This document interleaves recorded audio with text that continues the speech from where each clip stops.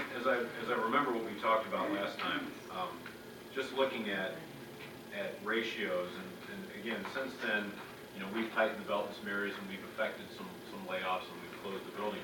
But if you look back at where we were then, with a total count of 6695, and then a staff to student ratio of 6.5, basically 1 to 6.5. That was with a staff of 1,032. And then if you look across, there, compare 10, 9.7, 10.3, 7.9, and so forth, we were definitely comparing favorably as far as student-staff ratio.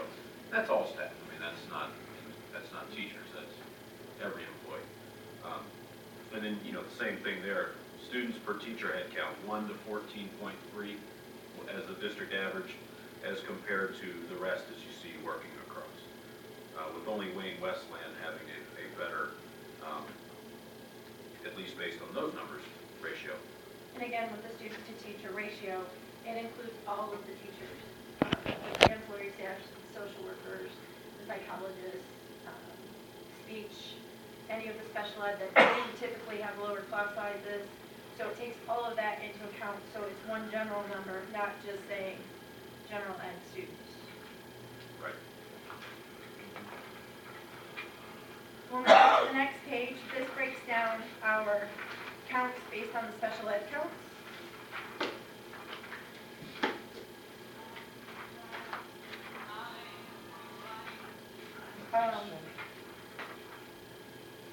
Can we ask questions or it's not?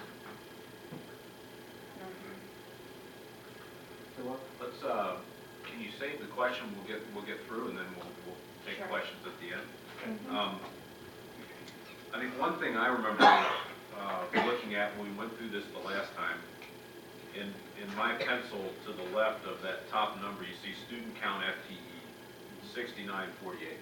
I wrote 6700, reflecting a more current number. So I was just trying to relate this to really where we are now. I know the next thing I made a note on mine, I came down 5 lines where it says guidance counselor FTE. It says 16.5 would be the total number of counselors. That true number right now is 15.5. Last year we did reduce the district by 2, but then we added 1 back over at Career Center / TBLA. So just reflecting that number, just to make that comparison there. I did not update all of them. I was just trying to keep some of those lines a little more current. When you then get down to the ratio, as you look at, one thing I know, is all the layoffs the district made were extremely challenging.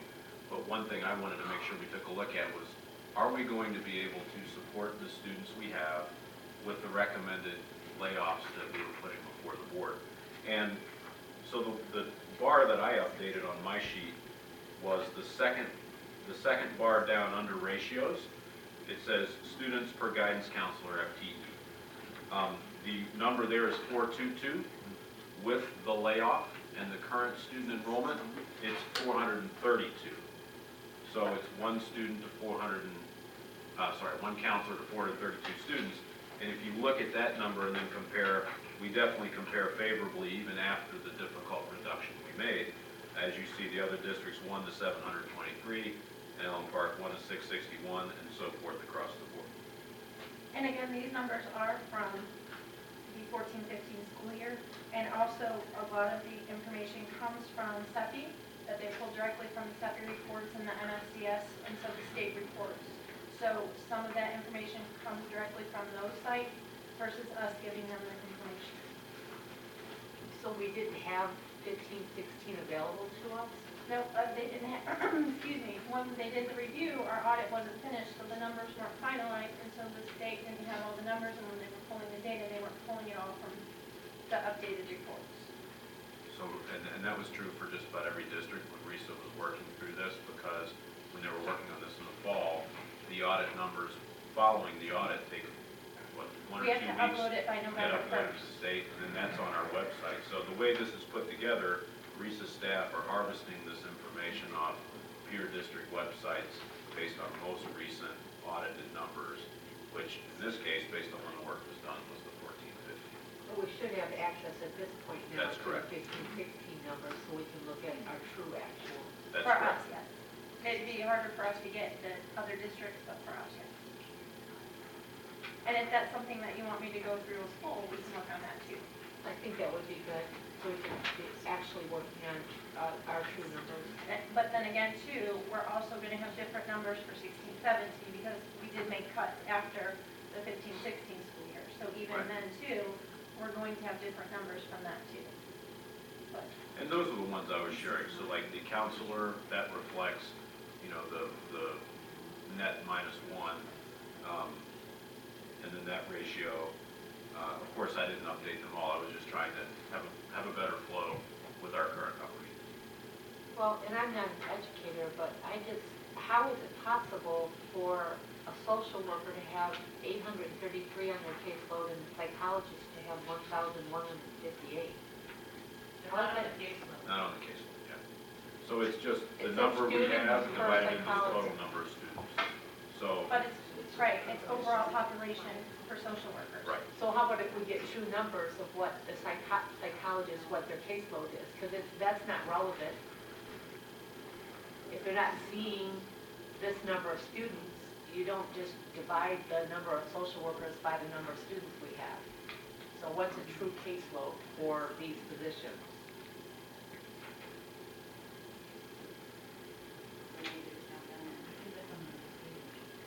Okay. Caseloads are around 50. So going to the next page, when we're looking at the expenditures and what they pulled, this is where I broke it down a little bit farther for you. So if you move to the next 2 pages, you'll see there's one page that has the expenditures, and it lists them by general fund, grant fund, and center programs.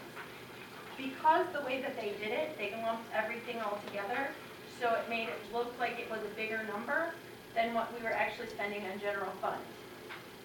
So what I did is I broke it out by what we expensed in general fund, the grant fund, and then the center programs, to get the same totals, but just so that you can see relative to general fund.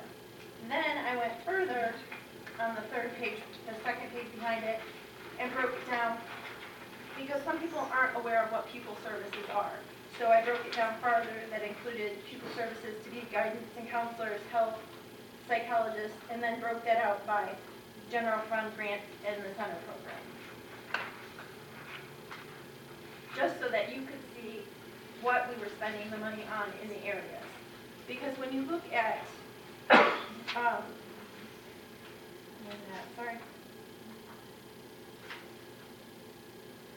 the $4,776,000 on other support services, well, what does that include? So that's broken down under the very last section on the page where it says human resources, technology, pupil accounting, bookstore activities, and then food service.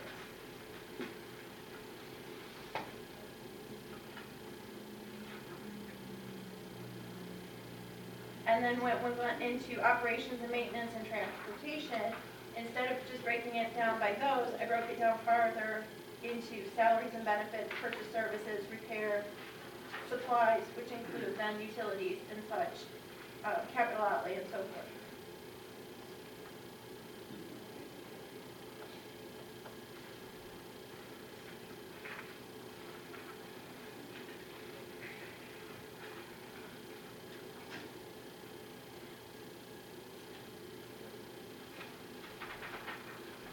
And again, these are 14, 15 numbers, so if you want me to do it for 15, 16, and then obviously 16, 17 would just be budget, we can do that as well.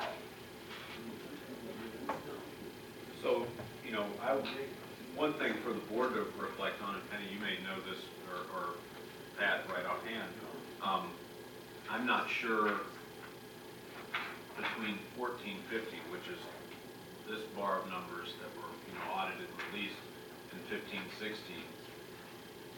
the staff reductions in each category. I'm not sure if we had significant layoffs or if we may have had some reductions due to attrition or a combination thereof. Well, we had ERI, not to inject, but So did that affect significant reductions across all bargaining groups? It did, salaries obviously lowered and different things like that, so it did, some of it. Okay.